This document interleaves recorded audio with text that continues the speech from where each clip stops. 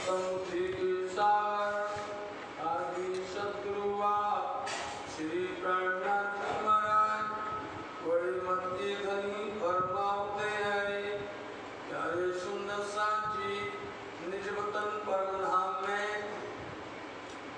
50 करोड़ योजन विस्तार वाली जमीन है। फिर भी ये तो शब्द में कह रहे हैं, इनकी कोई हिसाब नहीं कर सकते हैं।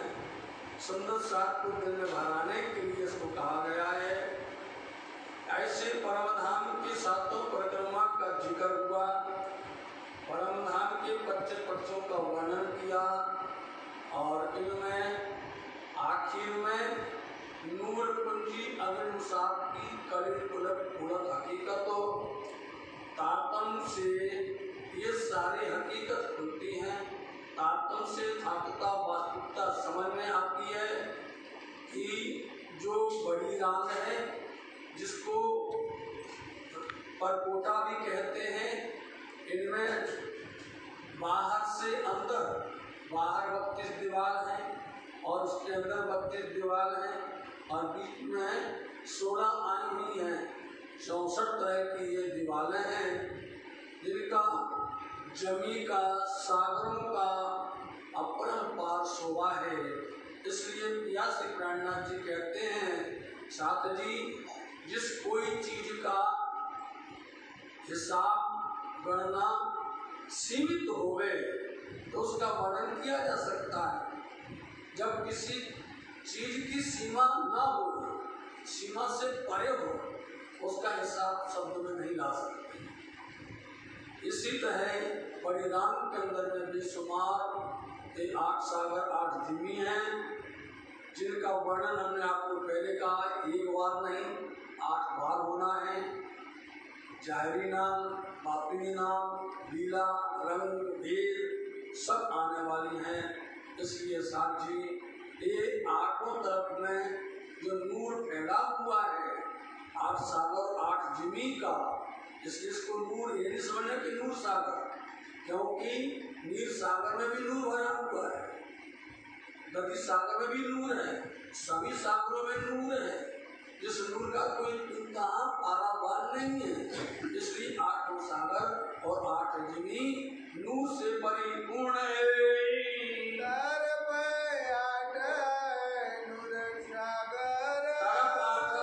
सागर चारों तरफ देखो, 8 तरफ देखो, पूर्व पश्चिम उत्तर दक्षिण, चाहे अग्नि कोण देखो, नैऋत्य कोण, वायव्य कोण, ईशान कोण, तरफ 8 देखो।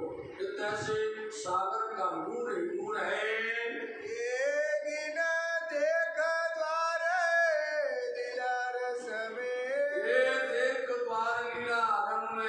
इसलिए इनके बड़े बड़े दरवाजे देखिए, इन सागरों में, टापुओं में, और इनकी बाहर तरफ की दीवार में, अंदर की दीवार में, साची से जमीन में जो भूमि आई जो सागर के बीच के अंदर में बड़ी बड़ी दीवारों के साथ में बड़े बड़े दरवाजे, और जिनमें कल खिड़कियों का जिक्र किया था कि कितने गिनेंगे इन खिड़कियों की, उनकी चित्रता, उनकी चित्रण, उनकी शोभा, उनकी संख्या, ऐसे ही बड़े विशाल दरवाजे इन आपको तरफ दिखाई दे रहे हैं।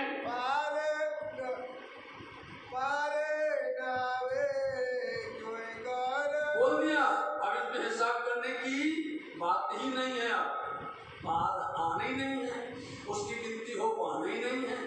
गिनती उसकी होगी जो सीमित होवे, उसकी गिनती कर सकते, इसका कोई सीमा नहीं है। पार नहीं आती है ना दरवाजों की, न उनकी बड़ी बड़ी हवेलियों की, बड़ी बड़ी मोहल्लातों की, बड़े बड़े प्रसादों की, कोई गिनती हिसाब में नहीं आती।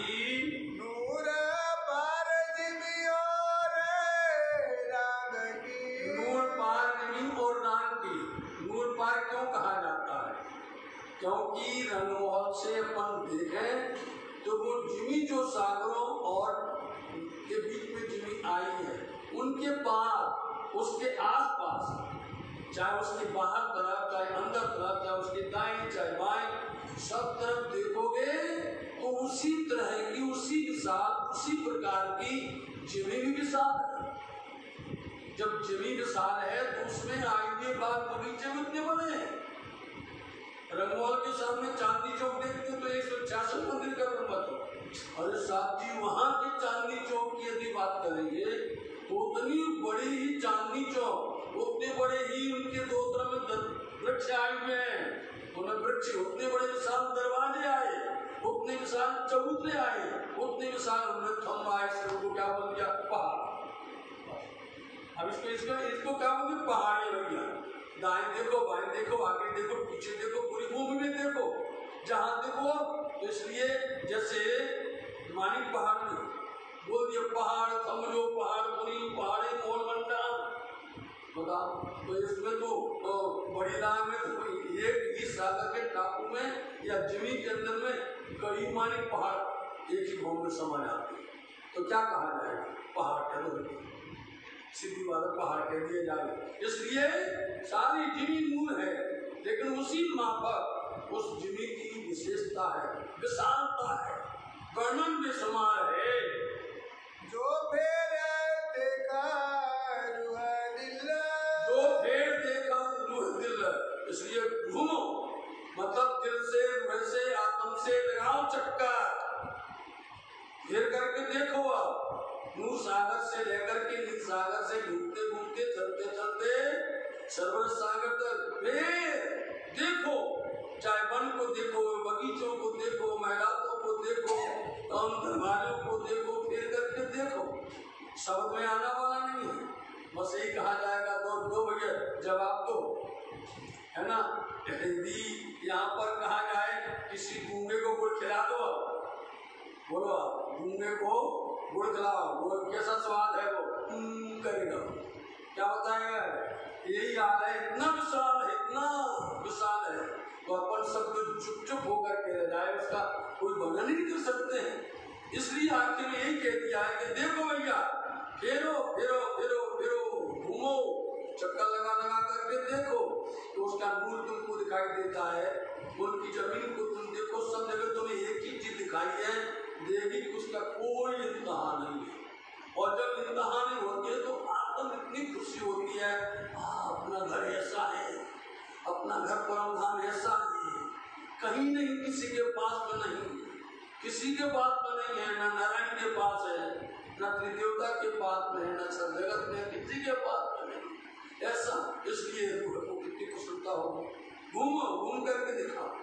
आज वर्णन करते भले सुंदर साथ जी एक्सप्लेनेशन नहीं करते, सुंदर साथ जी बड़े ध्यान से दी वाणी की बात को समझ करके दूसरों के सामने बैठते हैं ना, उनको इतना गर्व होता है, इतना अंदर में आनंद होता है कि अरे ये धनी ने जो वाणी दी हुई है, ये जो ब्रह्म ज्ञान की तात्म सागर ब्रह्म वाणी दी हुई है, इतना महान है कि संसार का कोई ग्रंथ इसके सामने नहीं टिक सकता होता, कोई ग्रंथ नहीं टिक सकता।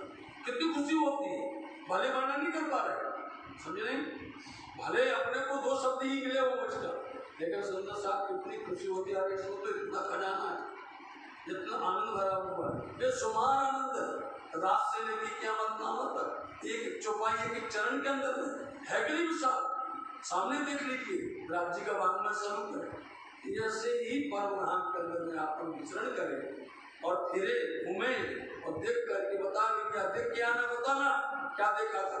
धनी बोलते जा देख क्या देखा, वर्णन करना, वर्णन करके बताना। तो क्या कहें, धनी जी ये समान सब पहाड़ी पहाड़ दिखाई दे रहे हैं, सब पहाड़ी पहाड़ दिखाई दे। चलो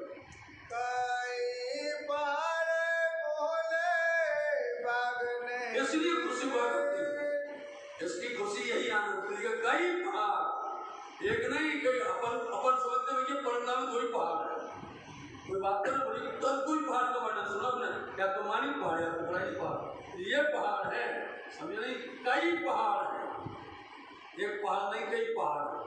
देखो आप सागरों में, ढलान के अंदर में, जमीन में देखो, सागर टापुओं में देखो, है पहाड़ की नहीं, कोई विशाल वर्णन नहीं कर सकते। उसमें देखते देखते देखते कहाँ तक देखते रहोगे, देख नहीं सकते, इतना बेशुमार है सागर। इसलिए वो आत्म देख सकती है, वो आत्म सहन कर सकती है, वो आत्म उसी में मस्त रह सकती है। अगर हम जैसे साधारण जीव सुने तो थक जाए, भैया एक ही काफी है, इतने ही अच्छा कभी चांदी चौक समझ जाए, बस इतने काफी है कि चांदी चौक समझ में आ जाए कि रंगमहल की पूर्व दिशा में आया हुआ है और 166 मंदिर का लंबा चौड़ा है और सुंदर हरे लाल दरख्त लगे हुए हैं, इनकी शोभा एक देख करके बहुत पसंद हो जाते हैं। हम तो सब धनी ने देख दिया है नहीं, लेकिन यहाँ बोले देखो घूम के साजी, बार बार देखो, एक बार नूर सागर में जाओ, समझे, फिर जमीन में जाओ, अब देखो जाएंगे, देखना है ना, देखो नूर सागर से जाएंगे, नील सागर के बीच में जमीन में जाएंगे, दोनों जमीन के, दोनों सागर के बीच की जमीन में जाएंगे, दो जमीन के बीच में सागर में जाएंगे, एक एक को देखो, देखते देखते हमारी पूरी उम्र खत्म हो जाने वाली है, एक का वर्णन नहीं हो पाने वाला। इसलिए इतना सुंदर शोभा, ये परिक्रमा ऐसे साधारण नहीं हो जाता है, ये परिक्रमा राज्य का हृदय है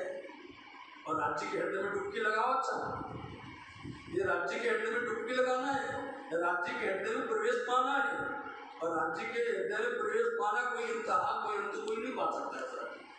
ऐसी शोभा जो है परम धाम के आठों सागर आगे भी है, जी में बराबर टेढ़ी ना तिल्ला आया जिमी बराबर टेढ़ी ना तिल, एक तिल के बराबर, वो कहां से आए, तिल पर आए पहले, एक तिल के बराबर जिमी टेढ़ी नहीं, 84। अब देखो आप कहां तक अर्थ देखोगे, नहीं देखना, स्वयं धनी जी अर्थ कर रहे हैं, स्वयं धनी जी पूरी वाणी को समझा रहे हैं, लेकिन उसमें तारतम्य क्या कर चाहिए, बुद्धि चाहिए तारतम्य। इसलिए एक तिल के बराबर ही कहीं पर जमीन ना ऊंची है ना नीची है ना टेढ़ी है ना आड़ी है, सम बराबर है। अब सम बराबर तो उसकी उपमा कैसे दी जाए, उसकी शोभा कैसे, ऐसी समतल है जो फिरती खाल सा उज्ज्वल, जो फिरती खाल अरस उज्ज्वल, जिस तरह से थाली होती है, समझे, ज्यों जिस तरह से थाली, और थाली एकदम पलीद होती है, एकदम साफ सफेद होती है, और वो एकदम न ऊंची न नीची इतनी होती, ऐसी थाल की एक उपमा दे रहे, एक समझाने के लिए कोई नमूना बता रहे, जैसे थाली है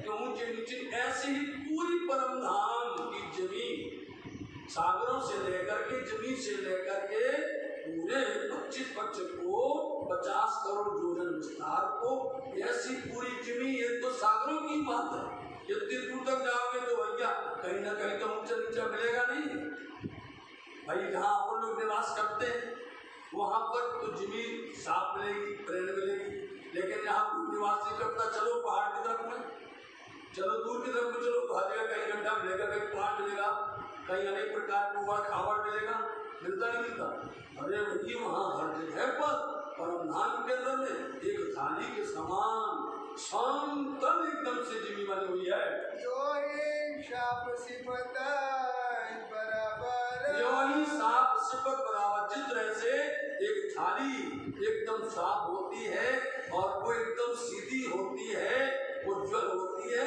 ठीक इसी तरह से परम धाम की संपूर्ण जमीन जो है सरल साफ और उज्ज्वल से भरी हुई है। कहीं नूर की, साहब जी इस संसार में अपन देखेंगे ना, इस संसार के अंदर में कितने प्रकार की मिट्टियां मिलती है मालूम है, कहीं बालू बालू मिलती है, रेतीली मिलती, कभी काली मिट्टी, कभी उथल, कई प्रकार 8 प्रकार की जमीन मिलती है ना, कहीं पर कैसी होती, कहीं पर कैसी होती, परम धाम में सब जगह एक ही है, एक जैसी है जमीन, और वो जमीन हर जगह नूर से नूर है, जमीन के अंदर में नूर परिपूर्ण है, खुशबू से भरपूर्ण है, चेतनता से परिपूर्ण है, सब जमीन के अंदर में ये खासियत है।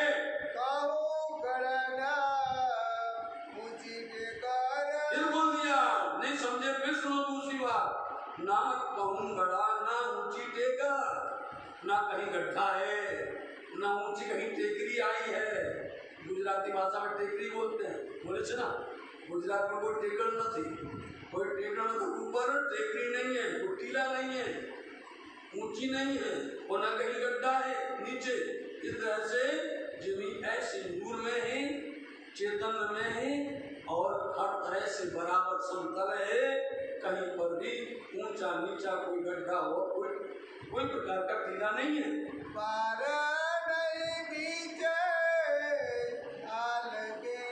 नहीं बीच ताल के, जिस तरह से एक थाल होता है, थाली जिसको बोलते हैं, जिसमें कोई प्रकार से कहीं पर भी कोई एक भी ऊंचा नीचा नहीं दिखाई देता, ऐसी जमीन परमधाम की जमीन में कोई प्रकार का भी आर पार देखने जाओ, ओर से छोर तक देखने जाओ, तो कहीं पर भी इसका कोई भी मिसाल नहीं मिलने वाली है। ऐसी शोभा है। गिरदवाए चोरी न तूला, गिरदवाए चोरी न तूलो, इधर से गिरदवाए घेर करके, चौड़ी बोलते हैं, तूल बोलते हैं लंबी। ये नाम आप समझिए, जो तूल कहा जाता है, जैसे दावतूल अर्ज, अर्ज का मतलब होता है चौड़ा, तूल का मतलब होता है लंबा, गिरदवाए मतलब घेर उसका। तो जैसे इसको जिस तरह से थाली समान एक सी है, उसमें कोई प्रकार की ऊंची नीची टेकरी नहीं है, ऐसे परमधाम की जीवी में कहीं पर भी आप चौड़ाई में देखो कोई फर्क नहीं आएगा, एक नाप चौड़ाई। ऐसा नहीं कि इस तरफ से नापा जाए तो यहाँ चौड़ाई कम आ जाए, और उस तरफ से नापा जाए तो चौड़ाई कम आ जाए। न लंबाई न चौड़ाई न गिर्द में कहीं पर भी एक सूत बराबर भी फर्क नहीं है।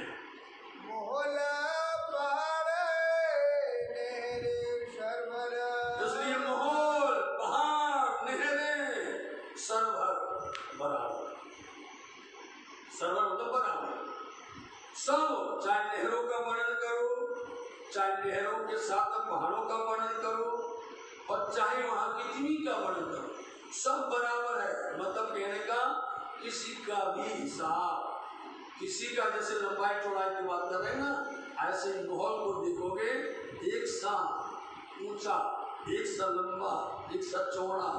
ऐसी नहर को देखोगे उतनी नहर लंबी, उतनी चौड़ी, और उतना ही उसकी गहराई, सब भर बराबर है। सब सागरों की, समझे, सब जीवी की, 8 सागर 8 जीवी की, उनकी। इसलिए आप इसको दिमाग में रखो कि कोई भी इन सागर या जमीन या कहीं पर भी देखोगे कोई नहर को तो एक से नजर आती।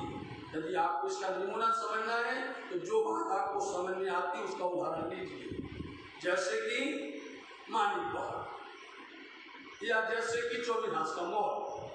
ठीक है, 24 हाथ का मोर यदि 5 भोग छठी चांदनी है तो उसके अंदर में यदि आई हुई है ऊपर कुंड, तो जितना जैसा कुंड एक नाप बराबर है वैसा दूसरा कुंड है बराबर। समझ गए? आपको सरलता में और बता दिया, जैसे कुंड जितनी झरना ऊपर से गिरता है ऐसे सबका गिरता उतने ऊंची से गिरता है। ऐसे ही उसकी नहरें चलती हैं। तो यदि वो 576 है, 24 में 24 का गुणा करोगे तो 576 हो जाएगी। यदि 576 नहरें हैं तो सब एक से, 576 यदि बगीचे हैं तो एक से। इसलिए आपको वहां न समझा करके उसका निर्णय यहाँ पर दिया। ऐसे चाहे आप मानी पहाड़ को देखो, चाहे आप जो भी देखो परमधाम के अंदर में, इसलिए कोई ना तो ऊंची ना नीची, ना उसका टेकर, ना कोई प्रकार का ऊपर में कोई नहीं मिलेगा। नाप देखोगे, लंबी देखोगे, चौड़ी देखोगे, ऊंची देखोगे, जहां से भी नापोगे सब बराबर है। सब चाहे सागरों का और चाहे जमीन का। ये बताने का मतलब यही है कि ऐसी है परमधाम का रस। मुख सिफत का कहे बोल, मुख सिफत कहाँ कहे बोल। बोलो ये मुख, वहाँ की सिफत, वहाँ की बड़ाई, वहाँ की शब्द, वहाँ के वचन को कहाँ तक कह सकते हैं। हमने इतना सुंदर मुंह में बता करके कह दिया है कि इसका एक ऐसा तरीका है समझने के लिए। नहीं तो वर्णन करते रहोगे और पहाड़ों जैसा कहते रह जाओगे या बड़ा बड़ा सागरों जैसा कह जाओगे। इसलिए वो शब्दों को, उन वर्णों को मुख से पर बढ़ाई नहीं कर सकता है। तो नूर राग पार की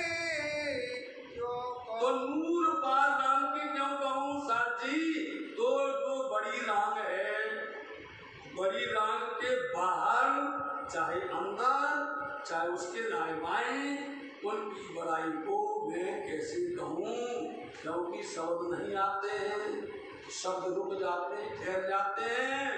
जाको सुमर नहीं बार बार, जाको सुमर नहीं बार बार, इसका कोई हिसाब ही नहीं। सुमर बोलते हिसाब, आर पार कितना भी नापते रहो, कितना कहते रहो, उसका कोई भी हिसाब नहीं आने वाला है, हो नहीं सकता है। इसलिए सुंदर साथ जी दिल दिमाग के अंदर में इसका दर्शन इस तरह से करो और दर्शन करके हृदयांगम करो। वह मोमिन देखे दिए अरस में, वह मोमिन देखे दिल अरस में दी। ये शब्द कौन देखेगा, ये दर्शन कौन करेगा? इनका दर्शन मोमिन ही करेंगे, दूसरा नहीं करने वाला है। दूसरा तो माया का दर्शन करेंगे, संसार का छलबल को दर्शन करेंगे, लेकिन मोमिन इसमें रहते हैं, मोमिन इसी में डूबे रहते हैं, ओतप्रोत रहते हैं। मोमिन के सिवा दूसरा कोई भी इसको ना समझ सकता है और ना उसको हृदय में उतार सकता है। जो दिले अरसा परवरदिगार, जो दिल अरस परवरदिगार, जो परवरदिगार राजीव रानी ने जिन मोमिनों के दिल को अरस बनाया है, ये बात, ये दर्शन वही मोमिन दिल में देख सकते हैं।